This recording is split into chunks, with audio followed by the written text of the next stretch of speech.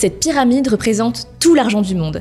454 trillions de dollars. Et chaque nuance de vert représente la part que se partage chaque catégorie de personnes. La première marche de la pyramide, par exemple, représente à peu près 1% de la richesse mondiale, et c'est la part que se partagent toutes les personnes qui ont un patrimoine entre 1000 et 10 000 dollars, soit 4 milliards de personnes. Ensuite, ça continue. Entre 10 000 et 100 000 dollars de patrimoine, c'est 34% de la population mondiale qui se partage 13% de la richesse. Entre 100 000 et 1 million de dollars, c'est 12% de la population pour 39% de la richesse. Et on arrive assez vite aux personnes avec plus d'1 million de dollars de patrimoine. 1% de la population qui se partage 45% de la richesse mondiale.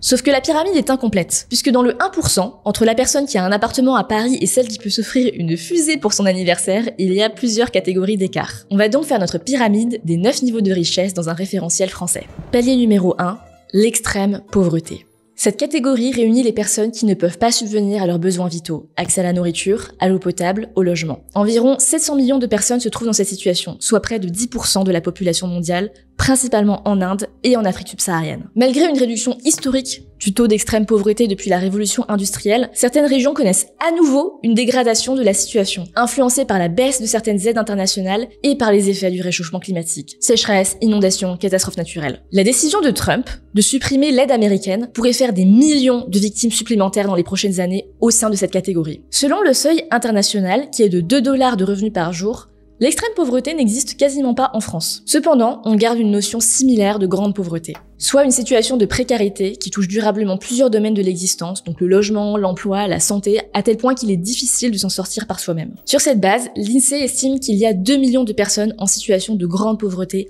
en France. Parmi elles, on trouve notamment les 300 000 personnes sans domicile fixe que compte la France. Alors ça peut paraître toujours très difficile d'aider ou de soutenir les personnes qui appartiennent à cette catégorie-là. Nous, chez Goodvest, on a fait le choix de devenir partenaire de l'association CARE, qui lutte contre la pauvreté et les inégalités dans le monde. L'association a une approche que je trouve hyper intéressante. Ils ont constaté que c'était en aidant les femmes que les communautés pouvaient le mieux se développer. Elles vont mettre leur argent en commun, parfois ça va être quelques centimes par semaine, et ensuite se faire des prêts entre elles pour créer des petites entreprises et sortir de la pauvreté. Donc c'est littéralement une alternative au microcrédit qui va se baser sur la solidarité féminine. Deuxième palier, la pauvreté.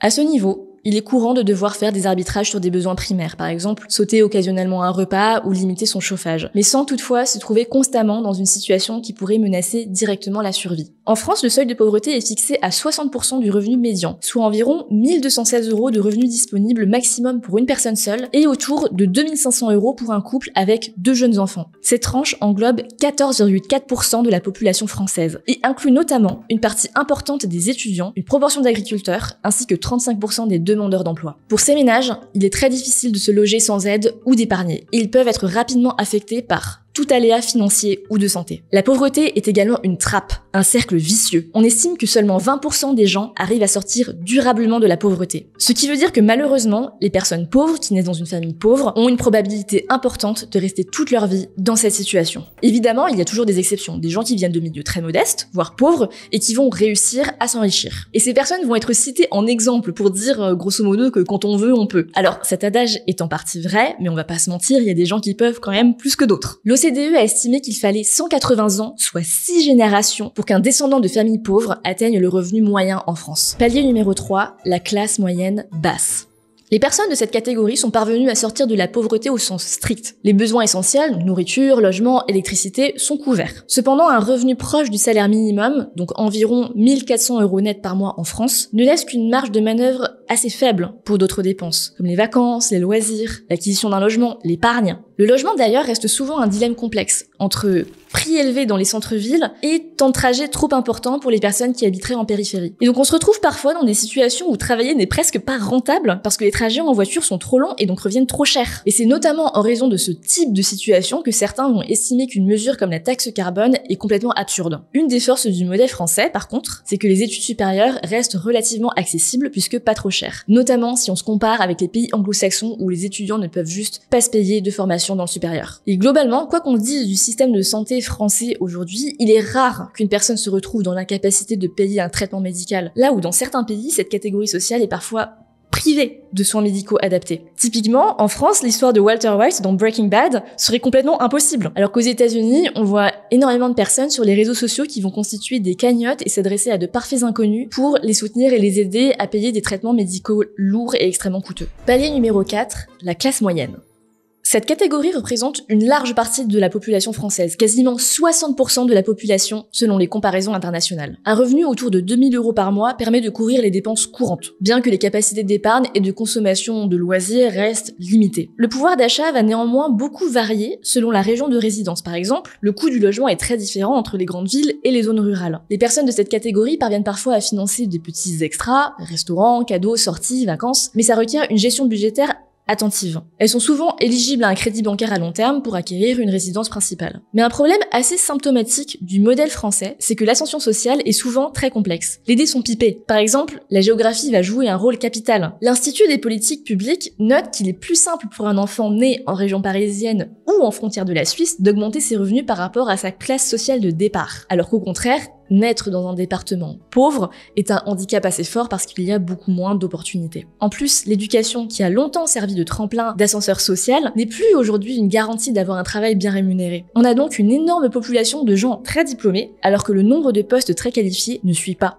Ces jeunes très diplômés vont donc se rabattre vers des postes un peu moins qualifiés, et en faisant ça, ils occupent la place de gens un peu moins diplômés, par exemple des Bac+3, et ainsi de suite, et ça crée un effet en cascade. Aujourd'hui, avoir un bon diplôme protège encore du chômage, mais ne garantit pas de trouver un poste à la hauteur de ses études ou de ses ambitions. Il y a des parades. La parade, ça va être d'essayer de se différencier un maximum. Par exemple, via des doubles diplômes, des expériences pro le plus tôt possible, ou encore faire une partie de son cursus à l'étranger. Bon, les études, le salaire, c'est une chose, mais aujourd'hui, il faut toujours garder en tête que le revenu n'est pas forcément le plus gros levier disponible pour s'enrichir. Investir régulièrement, le plus tôt possible, permet de faire fructifier son capital. Et sur le long terme, ça peut faire une énorme différence. Dans une vidéo précédente, j'ai parlé du cas de Ronald Reed, un employé de station-service qui, à sa mort, a laissé une fortune de 8 millions de dollars à ses descendants. Tout ça parce qu'il avait investi énormément et pendant une très longue période. Palier numéro 5, propriétaire sans emprunt et jeune cadre en ascension.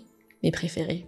À ce stade, on retrouve deux groupes présentant un niveau de vie équivalent mais pour des raisons très différentes. D'abord, les ménages qui ont fini de rembourser leur emprunt immobilier et qui sont donc pleinement propriétaires. Le logement étant l'une des principales charges pour un ménage, l'absence de loyer ou de crédit confère un pouvoir d'achat qui va être démultiplié. En France, ça va concerner principalement des retraités dont les enfants ont quitté le foyer, ce qui accroît leur capacité d'épargne et de loisirs. C'est un cas plutôt spécifique à la France où le taux de pauvreté chez les retraités est parmi les plus faibles. Et on a également un revenu des retraités par rapport au revenu des moins de 65 ans qui est parmi les plus élevés au monde, avec 99,8%, donc juste derrière l'Italie et le Luxembourg. L'autre type de population qu'on peut mettre dans la même catégorie, ce sont les jeunes cadres dynamiques. Les jeunes cadres au salaire élevé, autour de 3 000 € par mois, ce qui correspond aux 25% des meilleurs salaires en France. Pour les identifier dans la rue, c'est facile, ils portent probablement une doudoune sans manches. Écoute, moi je suis consultant. Ils gagnent donc nettement plus que les propriétaires en moyenne. Le problème, c'est qu'ils doivent faire face à des dépenses importantes de logement, notamment parce qu'ils habitent souvent dans des villes ou des zones assez chères. De plus, en termes d'imposition, les jeunes professionnels sont souvent de bonnes cibles et ils vont payer des quantités d'impôts assez importantes par rapport à leurs revenus disponibles. Avec le temps, la stabilité professionnelle, la possibilité d'épargner va leur permettre généralement de constituer un patrimoine avec une résidence principale, des investissements divers et donc ils vont largement gagner en pouvoir d'achat. Ce qui va leur permettre d'évoluer et de passer de ça ça fait quand même partie des métiers du tertiaire les mieux payés. À ça. Je peux pas m'empêcher de penser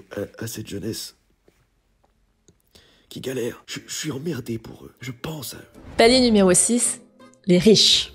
Il y a deux manières de définir la richesse. En termes de revenus, le seuil de richesse pour une personne seule, qui est le double du revenu médian, est par exemple de 3 860 € par mois. Pour un couple sans enfant, il est fixé à 5 800 € par mois et par exemple 10 000 € par mois pour un ménage avec 2 enfants de plus de 14 ans. En termes de patrimoine, les 10% les plus riches possèdent plus de 716 000 € de patrimoine, donc pas très loin des millionnaires qui représentent presque 5% de la population. Dans le palmarès des métiers aux salaires les plus élevés, on va trouver les chefs de moyenne des grandes entreprises, les cadres du public et du privé, les officiers et cadres navigants techniques et commerciaux de l'aviation civile, les directeurs techniques des grandes entreprises, les avocats, les chirurgiens dentistes, les médecins salariés non hospitaliers. À ce niveau, l'héritage commence à jouer un rôle central dans le patrimoine, puisqu'à l'échelle de la France, 60% du patrimoine est hérité. Palier numéro 7, les ultra-riches. La différence entre deux millionnaires peut être absolument gigantesque. Entre une personne qui a 1 million de patrimoine et quelqu'un qui a 600 millions de fortune, la différence en termes de niveau de vie et de capacité va être colossale. On va prendre l'exemple de la famille Humphrey dans Gossip Girl. Dan et Jenny Humphrey passent toute la série à se plaindre sans arrêt d'être pauvres par rapport à leurs amis. Mais la vérité, c'est que leur patrimoine est estimé à environ 3 millions de dollars. Techniquement, ils entrent donc dans la même catégorie des millionnaires que Nate Archibald, dont la fortune familiale a été estimée à 450 millions de dollars. Donc, on va définir les vrais ultra riches comme des gens qui ont suffisamment d'argent pour arrêter de travailler définitivement et toujours vivre de manière extrêmement confortable dans un luxe total. Et on pourrait définir ce seuil, par exemple, à 10 millions d'euros pour un célibataire et par exemple 25 millions pour un couple avec enfant. À ce niveau-là, tes investissements, ton capital vont souvent te rapporter largement plus que ton travail, tu vas sûrement avoir plusieurs résidences secondaires et globalement, tu disposes d'une liberté économique totale. Les personnes concernées sont souvent des héritiers, des entrepreneurs à succès, des dirigeants d'entreprise ou des célébrités. Palier numéro 8, les milliardaires.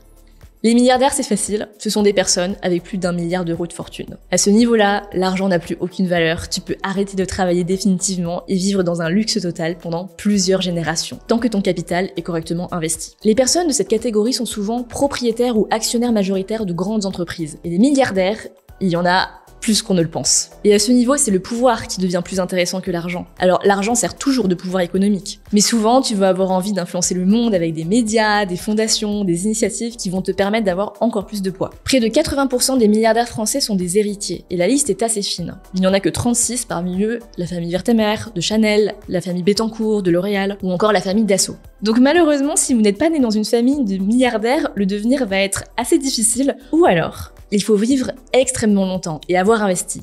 Comme Carlyle Cullen, qui aurait accumulé plus de 30 milliards de dollars grâce à son extrême longévité et aux intérêts composés de ses investissements, cumulés sur plus de 360 ans. Oui, la vie est injuste. Même parmi les milliardaires, il y a des victimes de fortes inégalités. Entre Bernard Arnault et ses 172 milliards et Édouard Carmignac avec son petit milliard, l'écart est énorme. Ce qui permet de distinguer une dernière catégorie, les oligarques. Cette catégorie rassemble des individus dont la fortune se chiffre en dizaines, voire en centaines de milliards. Ils exercent une influence majeure au niveau mondial, non seulement au niveau économique, mais aussi au niveau politique. Ces fortunes peuvent provenir de la création ou de la prise de contrôle de grandes plateformes technologiques, du pouvoir de chefs d'État concentrant des richesses considérables ou de la gestion de quelques multinationales gigantesques. À ce niveau-là, tu peux jouer avec la démocratie, partir à la conquête de l'espace, racheter Twitter, construire une ville de 500 mètres de haut en forme de ligne dans le désert, ou faire à peu près ce que tu veux. Vous les connaissez, la plupart au moins de nom, Elon Musk, Bill Gates, le prince Mohammed Ben Salman, Bachar el-Assad, probablement Poutine, et anciennement Kadhafi, les fondateurs de Google, etc. Maintenant qu'on est arrivé au sommet de la pyramide, on peut se poser la question, est-ce que c'est vraiment un objectif en soi de la gravir jusqu'en haut? Est-ce que, en définitive, les personnes qui sont au sommet de la pyramide sont considérablement plus heureuses que les personnes qui sont tout en bas de la pyramide? Il y a des études assez étonnantes qui ont montré que des personnes en situation d'extrême pauvreté déclaraient des niveaux de bonheur étonnamment élevés. Alors pas en raison de leur argent évidemment, mais en raison par exemple de leur spiritualité ou de leur entourage familial, voire de leur contact avec la nature. La recherche a aussi montré que la relation entre un revenu plus élevé et plus de bonheur est logarithmique. Si votre revenu annuel double, disons en passant de 20 000 à 40 000 euros, vous serez probablement heureux. Jusqu'à présent, pas de surprise. Mais si vous vouliez connaître à nouveau le même niveau d'augmentation de votre bonheur et de votre bien-être, une augmentation de 20 000 euros ne suffirait pas. Pour ressentir à nouveau la même récompense émotionnelle, vous auriez besoin de 40 000 euros supplémentaires. Et ainsi de suite. Bref, c'est la course à l'échalote. Et typiquement, si on prend l'autre extrême au sommet de la pyramide, les Jeff Bezos ou les Elon Musk n'ont pas l'air particulièrement épanouis. Ce serait même plutôt le contraire. Voilà, c'était Aurore. J'espère que la vidéo vous a plu et on se retrouve bientôt pour la prochaine.